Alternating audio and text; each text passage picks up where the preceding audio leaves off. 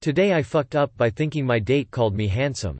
Throwaway account because she also uses Reddit, and this is probably the most embarrassing thing that has happened to me. I was on my first ever date with a girl I really liked. She was pretty, liked playing video games, listened to the same music as me, we even had a playlist together. She's also the first girl that has ever shown any interest in me. We decided to go out somewhere to eat, and ended up choosing this nice Japanese place. We both ordered ramen, and we're getting along really well so far. Halfway through eating, she accidentally got some of the broth on her glasses. I told her to sit still as I reached towards her and cleaned it with one of the tissues, and I don't know if it was the noisiness or my dumbfuckery, but after I sat back down I thought she told me, "You look handsome."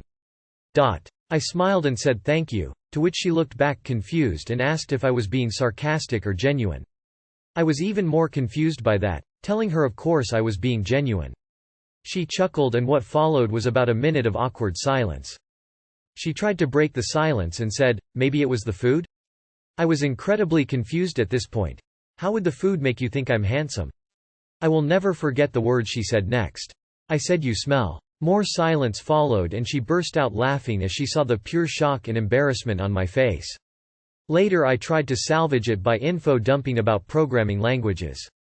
Made it worse, the date ended shortly thereafter. No kiss or plans for a second one. Just an awkward splitting of the bill and, "See you later." FML. Too long did not read. I was on my first date ever with the first girl that ever liked me. When I was wiping something off her face I thought she was calling me handsome when in reality one was telling me I stink. Edit. Just clarifying after reading some of the comments. If you're trying to imagine what I look like, it's the generic virgin loser computer science guy. For everyone telling me to shower, I did yesterday, the day before the date, at night, and my hands smelled fine. I think I couldn't do it right before the date cause I have coily hair which takes a long time to dry. Edit 2. After reading some comments and messages I got. I don't think she meant to be a bitch or be rude. Cause she laughed it off. I'm just super socially awkward and paranoid for people asking about my age. I'm a high school senior. Bro really tried to save it by talking about programming? Ain't no way. She probably said, "Your hand smells," which at least wasn't about your breath or body odor. Don't scratch your ass, balls. Next time. If you smell on a first date I can't imagine your everyday musk. Probably time to shower and wash your clothes. Did you not do the #1 guy rule? It doesn't matter what you look like but as long as you smell bad you'll never have a chance. I stopped going out with a guy because his hygiene wasn't good. He offered me his jacket during a movie and it smelled terrible, but I was too polite to say anything. I thought maybe it's a fluke. The next time I saw him wearing it, it smelled the same. We were at another movie and I made the mistake of saying it was cold again. I had to backpedal pronto saying it wasn't that cold after all. Some people clean their body just fine but not their home or clothes. I think he was one of those people. Today I fucked up by choking the chicken after my tonsillectomy. I, like most 23-year-old males, occasionally partake in the sinful activity known as masturbation. In addition to damning myself to hell for such behavior, I was also blessed with the worst tonsils known to man. For the past decade, I have gotten strep at least 4 or 5 times a year. Got the flu? Strep. Got COVID? Strep. Slightly run down? Strep. Stiff breeze blows in my direction? You guessed it, hard on and strep. After getting mono, I started having tonsil stones, which finally prompted me to pull the trigger and remove the bastards. So, this Christmas, my gift was 2 big holes in my mouth and pain medicine. Shout out to my family, they have been absolute angels and taken great care of me. The surgery went fine and the pain was all in all miserable but manageable. I spent the first 4 days essentially fading in and out of a light coma with occasional breaks for narco and applesauce. On day 5, Christmas, I woke up around 7 a.m. feeling like I had turned a corner. I got up, and while in the shower, decided to engage in some tomfoolery. Here's what you need to know about tonsillectomies. There are a lot, emphasis on a lot, of arteries and veins back there. Lots of blood flow to the area. As such, docs cauterize the ever-loving shit out of the back of your throat and warn against any kind physical activity for 2 weeks. One of the biggest complications is bleeding, which happens to about 10% of people. It is considered a medical emergency and necessitates a visit to the ER. Had I done some due diligence before beating my meat like it owes me money, I would have found several similar TIFUs within the Great Scrolls of Reddit, example, here. Alas, I did not. And as such, I raised my heart rate and blood pressure while in a hot shower. I finished the deed and got dressed.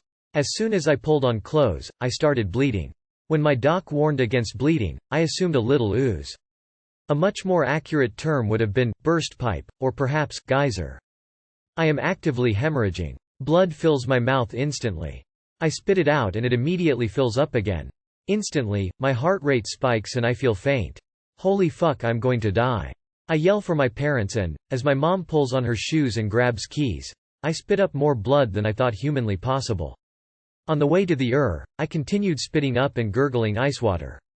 The ice water slowed the bleeding significantly, to the point where, by the time we got to the the doctor was unable to find the source. He cauterized all around my scabs with some silver nitrate, then sent me home. The bleeding seemed to have stopped. That evening, I was playing some video games and still spitting up small amounts of blood, and nothing puts me in the mood like Halo Infinite and bloody saliva. Not putting 2 and 2 together, I went for round 2. As I was getting close, the geyser erupted again. Back to the with blue balls this time. I finally realized the extent of my fuck up. At the they paged my aunt doc. Since the bleeding could be slowed with ice water and the docs couldn't find the source, they sent me home again, with plans to see my aunt in the morning. What followed was the absolute worst night of my life. I would lay in bed as still as possible and without swallowing, out of fear of triggering another bleed. For about an hour, the clot would burst. I would bleed profusely for 30 minutes, then repeat. I couldn't take my pain or nausea medicine out of fear of triggering another bleed. I couldn't eat or drink anything, so I slowly felt more and more faint. I bled 7 times total. By the time we got to my ENT's office at 8 a.m., I was in rough shape.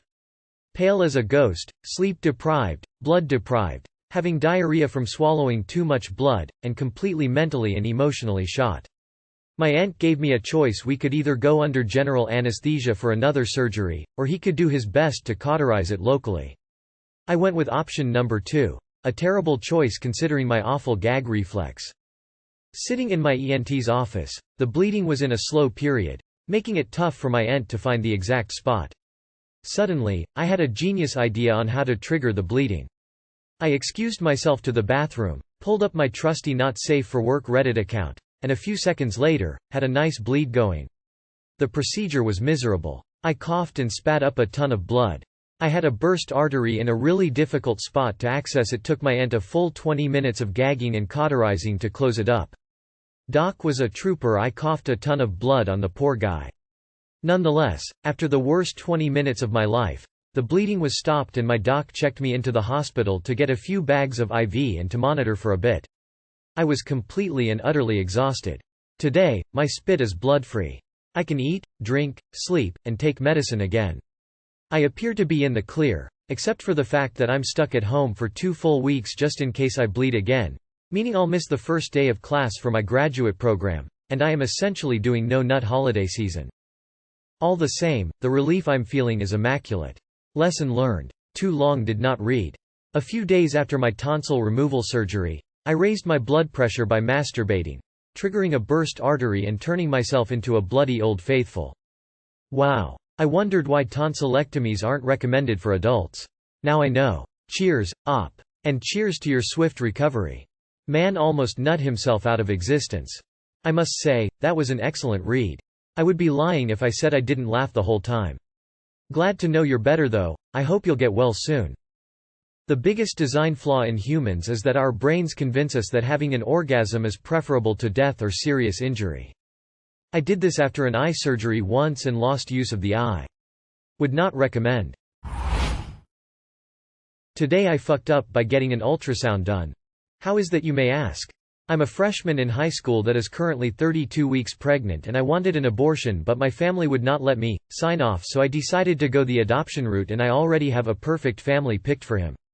I went to my OB/GYN today, because I'm having Braxton Hicks and I have pre-eclampsia. So my pregnancy has never been fun or easy, so I try my best to detach from it and focus on negatives when it comes to me changing my mind and wanting to keep my baby. I've been dodging viewing my fetus on the ultrasound, but today something came over me and I wanted to just see. Like IDK how to explain it, but like I knew I was always pregnant, but it just felt more real today. Like there is actually a whole person in there. Now the majority of the day I've been feeling very sad and not going to lie. But I've been having doubts which I shouldn't because I'm not way ready for a child. I've been trying so hard to detach and I'm really nervous of when I give birth that I hand him to his family. As heartless as it may sound, I don't want to hold him or see him, because I'm scared of my reaction to it. No one in my life is supporting me putting him up for adoption, not the father, not my parents. So that was my major fuck up of the day. Wish I never even bothered looking at the ultrasound, then I wouldn't be feeling this way. Too long did not read. I was adopted as an infant, and as I grew up I became ever more grateful that she chose to give me life, but also cared enough to know I could have a better life than she could give me. My biological mom gave me life, and my adoptive mom gave me a chance. Bless you, and may it work out well for you and your baby. I can't believe your parents are forcing a freshman-age student to have a child. That's the real fuck up here. I am so sorry for you. Adoptive mom here. Thank you for doing what is best for your child. Check with your agency to see what kind of support they can offer. Counseling? Group support? It's helpful knowing you're not alone, that your feelings and worry are the same as others. You're going through something nobody is prepared for, but especially at your age. My son is thankful his birth mother placed him for adoption. When he was the same age as the age she delivered him, I asked what he thought of being a parent at 15. He said, "No way. Your child will bless you." Today I fucked up by showing the Amazon driver my tits. Okay, so fuck it, I'm using my main account. This really did happen today. Last day of my holiday vacation from work, and husband and I had taken our dogs hiking. Husband ran to the convenience store after dropping me and dogs home. I went to start a load of laundry to make sure it was all done before going back to work. Around the corner from our washer and dryer is a side entrance to our house, which my husband and I use, but normally deliveries come to the front door. This side door has a big window on the top half and it has blinds, but they were up this afternoon. I was wearing my favorite winter long-sleeve yoga shirt and sports bra combo for the hike that I knew I'd want to wear again probably tomorrow after work, so I took it off and tossed it in with the laundry load because I was going straight to the bedroom to put on jammies after starting the load. I heard a car drive up that sounded just like ours and footsteps. Dogs were more tired than usual from hiking today, I guess because they weren't barking as if a stranger were approaching. I had something totally mundane to tell my husband that I didn't want to forget, so immediately popped around the corner toward the door to tell him and was about to open that door for him, when I locked eyes for a terrifying second with the Amazon guy carrying a box to the door. I popped back around the corner out of sight lightning fast and stood there frozen in horror for a long terrible minute. At that point I thought it would have been better to wrap one of the towels that were folded on top of the dryer around my top half and yell something funny at him to try to dispel a little of the awkwardness. But by the time the shock wore off he was down the road. It was our regular delivery guy and I'll be hiding from him for the rest of my life. If you're reading this, Amazon guy, I'm either sorry or you're welcome. Happy New Year. Too long did not read. Accidentally went running topless to greet an Amazon delivery driver and now must live with the shame. Delivery drivers see people at their worst, laziest, and slobbiest all the time. I guarantee this one's seen less appealing things on a regular basis. This is prime day for that driver. If anything, you made this dude's day. I mean, it's titties, everyone loves titties. Regular Amazon delivery driver? For the past 2 years or so every Amazon order I have received has been dropped off by a different person. I'm beginning to think Amazon have that thing that Disneyland do where you can only work there once.